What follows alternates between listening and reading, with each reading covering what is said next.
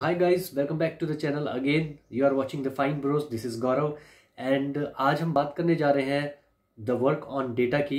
कल हमने सीखा the basic knowledge of the Excel, but आज हम जरा सा ऊपर की ओर जा रहे हैं डेटा नॉलेज के लिए, डेटा एंट्री के लिए, जिसमें हमें वर्क करते हैं हम नॉर्मली। तो अभी चलिए चलते हैं, बिना कुछ देरी करे हुए। हम ज़्यादा टाइम नहीं लेंगे, तो चलिए चलते हैं वीडियो की ओर। तो जैसे कि कल हमने सीखा था डे वन के दिन में कि हमें रिबन क्या होता है, रिबन के ऑप्शन क्या होते हैं, ग्रुप क्या होता है, टैब में जो टैब होते हैं, टैब में कौन कौन से ऑप्शंस होते हैं, एंड शीट को कैसे डालना है, शीट में कलर कैसे करना है, एंड नॉर्मल जितना भी very basic knowledge of the Excel हमने कल के दिन सीखा था डे वन का। इसका जो लिंक है मैं नीचे डिस्क्रिप्शन में दे दूंगा ताकि आप उसको जाके देख सके एंड इसको डे डे वाइज आप फॉलो कर सके। एंड आज हम स्टार्ट करने जा रहे हैं डेटा पे वर्क कैसे करना है। तो डेटा पे वर्क करने के लिए आज हम स्टार्ट करते हैं इसको। तो हम सबसे पहले क्या करेंगे, एक्चुअली हमें इस शीट की ज़रूरत नहीं है, तो हम कंट्रोल+W करेंगे एंड डोंट सेव करेंगे इसको, शीट को। एंड न्यू शीट के लिए हम कंट्रोल+N करेंगे, तो देखिए एक न्यू शीट खुल जाती है। एंड बेटर विजिबिलिटी के लिए मैं सीधा यहाँ पे आपके लिए इसको जूम कर देता हूँ एंड यहाँ पे डेटा को फिल करते हैं। तो यहाँ पे सबसे पहले हम डालेंगे serial number, name of student,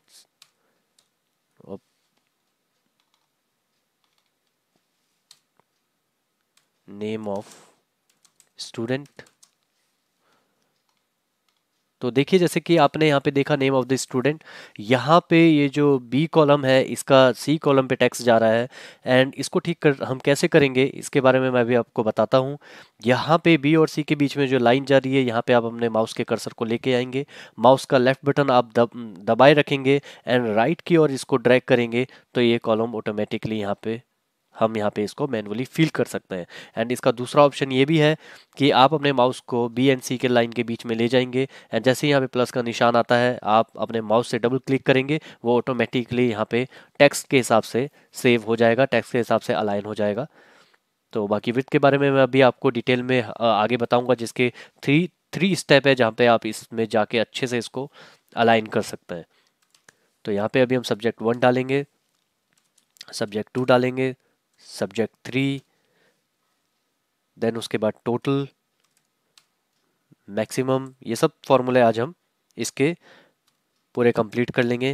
minimum, then count, then average, यहाँ पे हम एवरेज डाला, फिर उसके बाद हम परसेंटेज डालेंगे, परसेंटेज, रिजल्ट, उसके बाद हम यहाँ पे सीधा आके हम ग्रेड डाल देंगे। अब जैसे कि आप देख सकते हैं यहाँ पे हमने डेटा को फिल कर दिया है, तो अब हम यहाँ पे हम सीरियल नंबर डालेंगे। अब सीरियल नंबर डालने के लिए हम नॉर्मली सीरियल नंबर को ऐसे डाल सकते हैं 1 2 3 4 5 करके, बट ये ज़्यादा टाइम कंज्यूमिंग है। तो नॉर्मली हम सीरियल नंबर को कैसे डालेंगे, यहाँ पे आप देख सकते हैं, मैं इसको जूम कर देता हूँ। ये जो नीचे आप देख रहे हैं, यहाँ पे अगर हम अपना माउस लेके जाते हैं, इसको हम कहते हैं फिल हैंडल। तो फिल हैंडल पे जाके अगर अपने माउस को ले जाते हैं तो प्लस का साइन आता है। प्लस का साइन आने के बाद अपने अपने माउस का लेफ्ट बटन को आप दबाए रखें एंड कंट्रोल को दबाए रखेंगे, तो देखिए यहाँ पे प्लस का साइन आ रहा है। जैसे ही मैंने कंट्रोल दबाया, कंट्रोल बटन से हाथ हटाऊंगा तो प्लस चला जाएगा, यहाँ पे प्लस दबाऊंगा तो प्लस आ जाएगा। अब मैं सीधा इसको ड्रैग करूंगा माउस का बटन दबाए हुए, तो आप देखिए यहाँ पे नंबर अपने हिसाब से सेट होके यहाँ पे आ जाते हैं। अगर आप कंट्रोल नहीं दबाएंगे तो देखिए यहाँ पे क्या होता है। 1 किया, हमने लेफ्ट माउस के बटन से हमने सीधा ड्रैग किया नीचे की ओर, तो सीधा पूरा 1 1 1 आ गया। अगर आपको डिफरेंसेस चाहिए नंबर के बीच में, जैसे आपको 2 का यहाँ पे गैप चाहिए, यहाँ पे 4 डाल दिया, तो उसके लिए आप यहाँ पे इसको 2 और 4 को सिलेक्ट करेंगे, माउस के लेफ्ट बटन से सीधा सेम वही प्रोसीजर है, एंड ड्रैग करेंगे लेफ्ट बटन बटन को दबाए हुए माउस का, तो सीधा यहाँ पे देखिए आपको यहाँ पे गैप मिल जा रहा है। तो हालांकि अभी हमें चाहिए सीरियल नंबर, तो 1 से लेके सीक्वेंस वाइज हमें चाहिए। हमने कंट्रोल दबाया, माउस का बटन दबाया लेफ्ट एंड ड्रैग किया सीधा, तो देखिए यहाँ पे सीधा ये आ गया।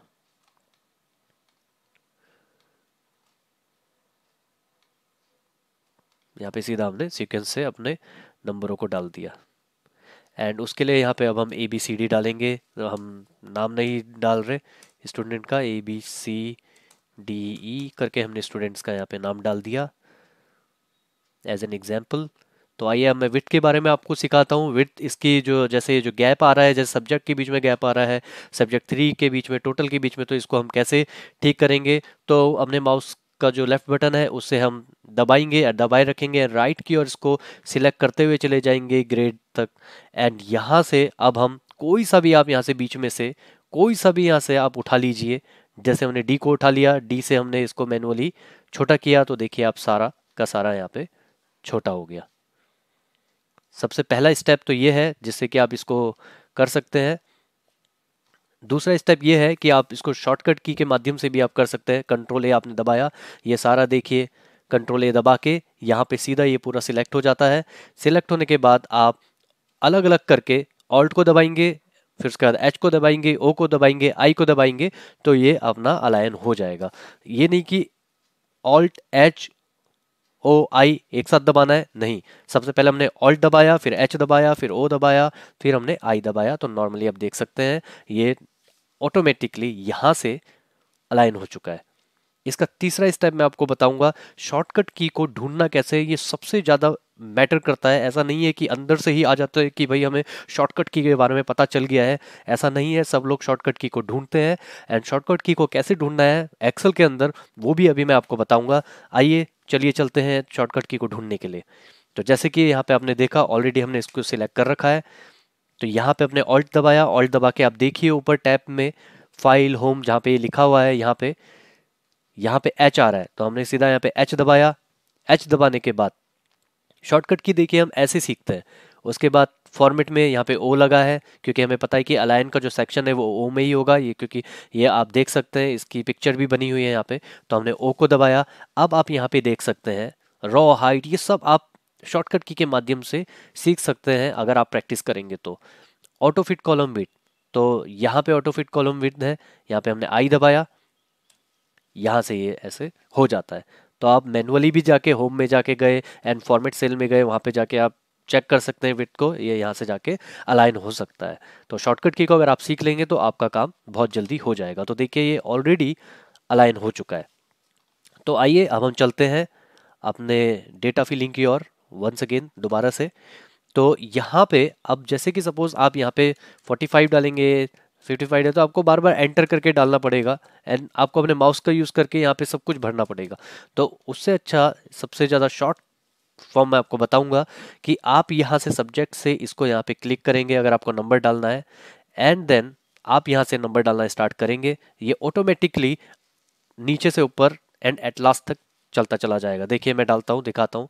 यहाँ पे मैंने 35 डाला, यहाँ पे मैंने 56 डाला, यहाँ पे 65 डाला। देखिए ऑटोमेटिकली बस मैं एंटर कर रहा हूँ और ये अपना जा रहा है। 55, 65, 33, 35, then 98, then 12, and then 21, then 33, then 46 and 40, 45, then 31। तो आप देख सकते हैं कि ऑलरेडी यहाँ पे जैसे ही मैंने इसको सिलेक्ट किया और वन बाय वन मैं डालता गया, तो ये जल्दी जल्दी जल्दी अपना काम इसने करना स्टार्ट कर दिया। तो ये था कि हम जल्दी इसको कैसे करेंगे। यहाँ से सिलेक्ट किया, डाला और सीधा एंटर करके आप इसको डाल सकते हैं, इससे आप परफेक्ट हो सकते हैं।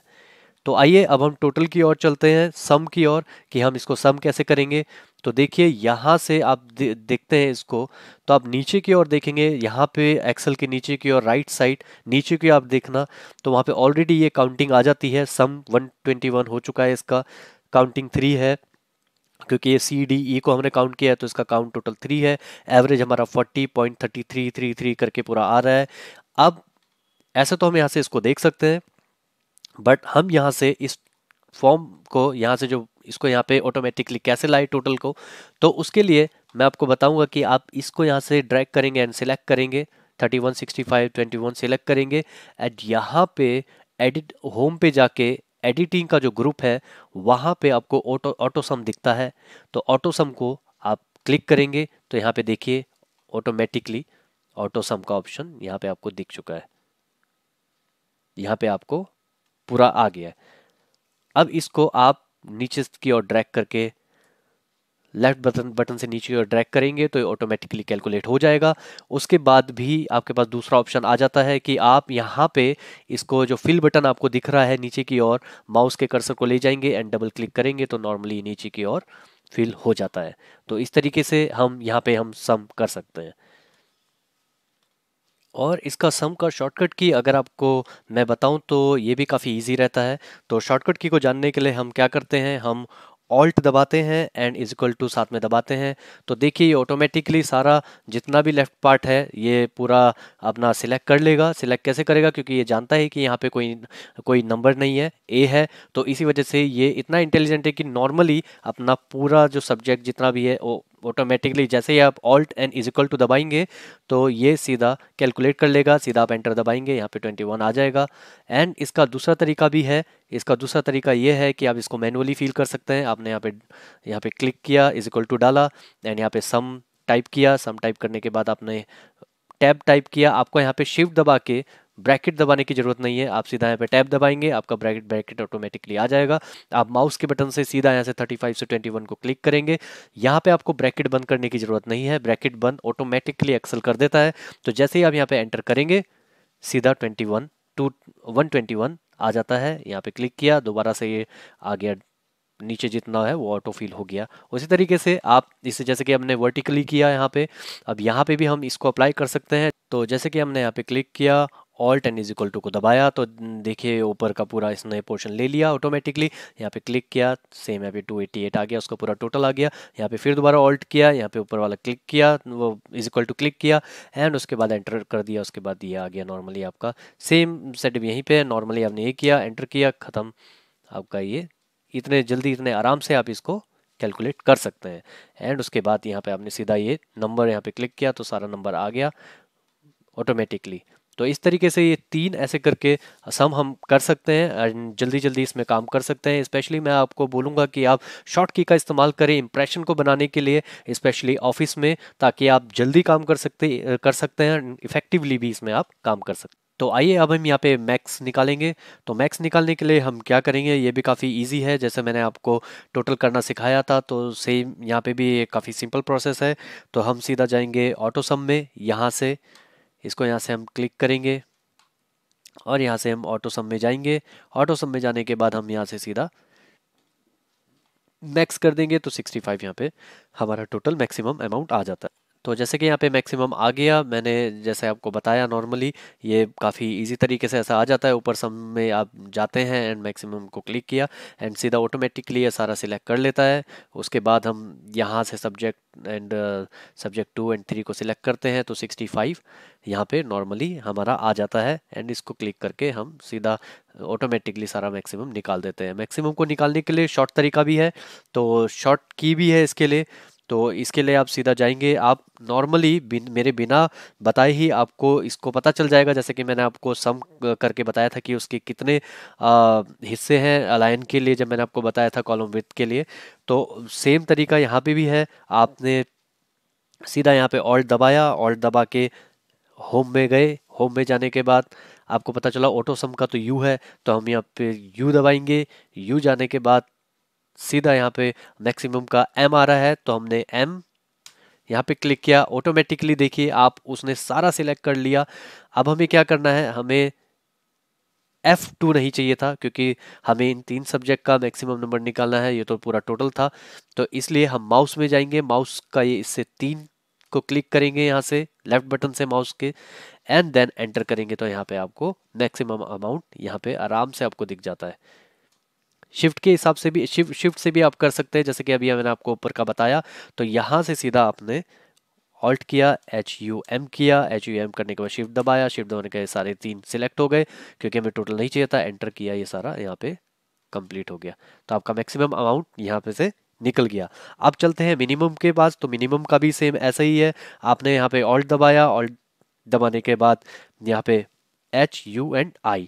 तो ये आप नॉर्मली आई थिंक मुझे लगता है कि इसमें तो अब मुझे बताने की भी ज़रूरत नहीं पड़ेगी आपको। तो शिफ्ट दबाया, शिफ्ट दबा के हमने राइट एरो लेफ्ट एरो दबाया, इसको मैक्सिमम को हटाया, टोटल को हटाया एंड 3 सब्जेक्ट का मैक्सिमम चाहिए था, मिनिमम चाहिए था। तो सीधा यहाँ पे 21 आ गया, आप देख सकते हैं बड़ी इजीली। एंड यहाँ पे डबल क्लिक किया, इसमें फिल हैंडल में, तो नॉर्मली यहाँ पे आ गया। तो इस तरीके से यहाँ पे हम इसको करते हैं। एंड काउंट का भी सेम ही है, सेम हमने ऑल्ट दबाया, ऑल्ट दबा के हम सीधा एच किया, यू किया एंड देन सी किया। एंड देखिए शिफ्ट दबाया, लेफ्ट एरो दबाया, मिनिमम नहीं चाहिए, मैक्स नहीं चाहिए, टोटल नहीं चाहिए, 3 सब्जेक्ट चाहिए थे, एंटर किया। यहाँ पे काउंट हमें टोटल 3 दिख गया। तो उसी तरीके से यहाँ पे टोटल 3 काउंट, एक्चुअली काउंट तो हम 3 नहीं, हम इसमें पूरा ले सकते हैं क्योंकि पूरा काउंटिंग ही हम यहाँ पे कर रहे थे। तो जैसे कि यहाँ पे काउंट 3 आ चुका है, तो यहाँ पे अब हम इसको कोई एवरेज निकालेंगे। तो एवरेज निकालने का भी सेम ही जैसे मैंने आपको बताया था, यहाँ पे हम ऑल्ट करेंगे, एच करेंगे एंड देन हम सीधा यहाँ पे यू पे जाएंगे। एंड सीधा आप यहाँ पे देख सकते हैं, देखिए यहाँ पे बिल्कुल आपको सेम दिख जाता है इस साइड में। सम, एवरेज, कुछ भी अगर आपको निकालना है तो सारे फंक्शंस यहाँ पे दे रखे हैं, sum, average, count number, maximum, minimum, more functions. तो यहाँ पे आप सीधा, अभी हमें क्या निकालना था, एवरेज निकालना था। तो यहाँ पे हम एवरेज पे क्लिक करेंगे या हम ए दबा देंगे, तो हमारा यहाँ पे एवरेज का पार्ट शिफ्ट से हम हटाएंगे। एंड उसके बाद हम 3 सब्जेक्ट को सिलेक्ट करेंगे, एंटर करेंगे, तो हमारा एवरेज टोटल आ जाता है 40। एंड उसके बाद यहाँ पे सीधा डबल क्लिक करेंगे तो नॉर्मली हमारा ये आ जाता है। तो जैसा कि अभी हमारी एवरेज निकल गई है, बट एवरेज में आप देखेंगे कि यहाँ पर एवरेज 40 एकदम राउंड फिगर नहीं आता है एवरेज में। तो एवरेज में जैसे ही आप देखेंगे यहाँ पर इतना सारा 0.333, 0.6667 पॉइंट, ये सब मतलब इतना ऐसे करके इसमें आ रहा है। तो इसको हम रिजॉल्व कैसे करेंगे, इसको ठीक कैसे करेंगे, तो अभी हम आगे आपको बताते हैं। तो इनको हटाने के लिए एक्चुअली हमें 2 नंबर भी चलेगा, 33 चलेगा, 40.33, 40.66, क्योंकि इतना सारा एक्चुअली हमें नहीं चाहिए। तो यहाँ पे हम क्या करेंगे, हम होम पे जाएंगे, होम पे जाने के बाद सीधा ये नंबर्स पे जाएंगे। नंबर पे जो आप देख रहे हैं, increase decimal and decrease decimal.